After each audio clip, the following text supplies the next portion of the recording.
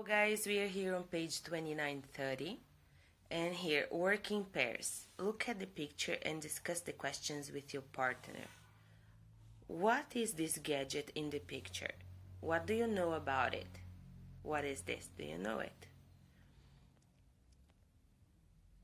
And what can it be used for, right?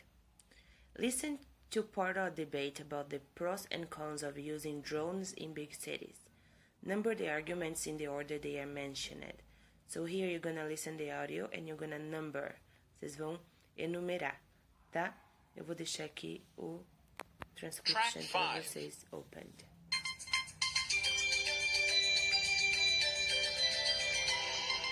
Good afternoon, everyone. I'm Bobby Taylor, and this is Raising the Issues, your weekly debate show on BTC Radio. Today, we'll tackle one aspect of the so-called surveillance society, the use of drones. First restricted to military use, unmanned aerial vehicles, widely known as drones, have invaded big cities all over the world, being used for law enforcement, entertainment, or merely to pry into people's lives. But what are the impacts of these robots in our daily lives? Are they dangerous? And what about our privacy? Is it being violated by these flying machines that can film and photograph virtually everything? To help us think about this issue, we have two guests in our studio this afternoon. James Cato, civil rights activist, and Lisa Sharp, robotics engineer. James and Lisa, welcome to our show. Thanks. I'm glad to be here. Thanks, Bobby. So, as I've said before, drones have become very popular lately. Just 2 or 3 years ago, they were used by the Army only. Nowadays, anyone can go to a specialized store and buy one of these aircrafts for less than $300. How do you see the widespread use of drones? Drones are the technology of the moment. To add to the idea of their initial use, it's important to remember that they were developed as a battlefield tool, to be used in dangerous missions, but have now definitely moved into civilian and commercial uses, and for good. They enable and cheapen the gathering of different types of information, from aerial photography to geological data, needless to mention the uses for law enforcement. Drones have already made huge contributions to several areas of our daily lives, and there's still more to come. James, I see you shaking your head. It seems you don't agree with Lisa's views. No, I don't agree at all. NGOs have been trying to warn the government and the general public about the indiscriminate use of drones.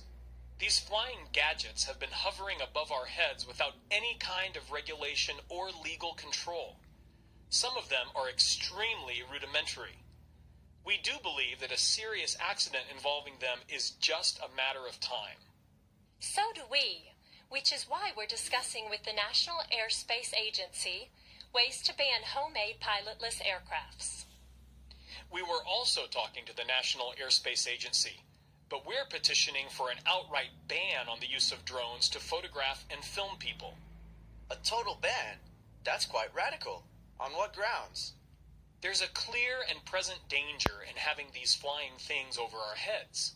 But another crucial issue I'd like to bring up is privacy, or better, the lack of privacy.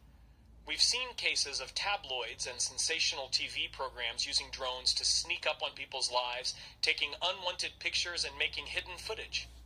Pictures and making hidden footage. This is nonsense. Drones have brought major benefits to society and have already been incorporated into several public services, such as traffic monitoring and police patrolling. People tend to associate the use of drones with armed conflicts, but we can guarantee that when properly operated, they are harmless. Their benefits greatly outweigh possible drawbacks. But what do you have to say about privacy?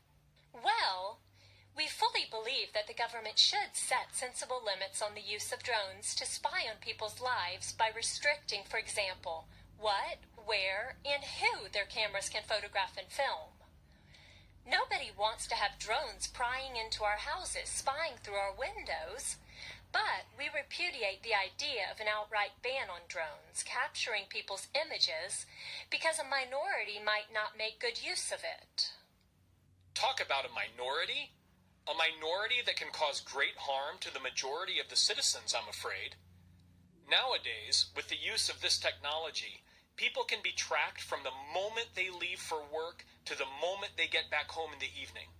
Is this fair? Would you like to be photographed or even filmed while working or running errands? Some might answer, nah, what's wrong with that?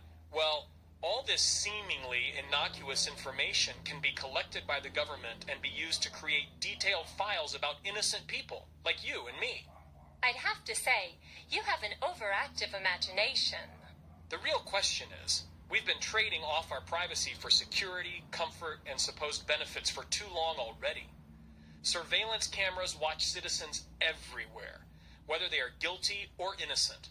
Bus cards track people's journeys, supermarket loyalty cards keep track of customers' purchases, and internet search engines push ads on users based on their recent searches.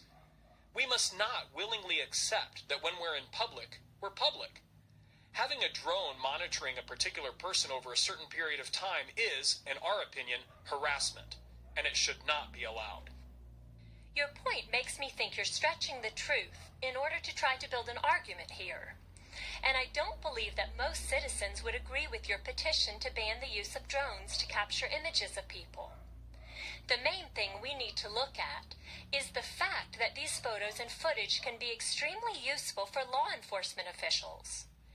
They can be used to monitor crowds and demonstrations, help ground officers and paramedics respond more quickly to accidents, and perform routine aerial surveillance of specific areas. Drones enable the government to do more things, to do them faster and with less money, and all citizens benefit from that. All we need is to set out the right rules to ensure everyone feels comfortable about this technology. Interesting and very distinct points of view, James and Lisa. I'm sure our listeners have got lots of food for thought on the use of drones. We'll be right back with more on that after the break. Stay tuned. Okay, finally it's over. So guys, here is the correction of the exercise 2741653. And here we have the audio again, então é só, na verdade, voltar o vídeo, né, pra ouvir o áudio novamente. E daí o que vocês têm que fazer aqui, ó? Use the words from the box to complete the sentences. Vocês vão completar as frases com essas palavras que estão aqui, tá? E em seguida, vocês vão fazer o quê? Read some carols and chirps argument, focus on the underlined phrases, which introduce the ideas. Choose the corresponding function. E aqui vocês vão fazer um match ali, tá? Com ABC e ali as de baixo. Eu já vou mostrar a correção daí. So guys, here the correction, okay? You can pause it and then you can copy. Só pausar o vídeo e copiar. And here the next one. Opa, tá cristal, my dog. A, B, C, C. Ok? Então isso é tudo, pessoal. Bye!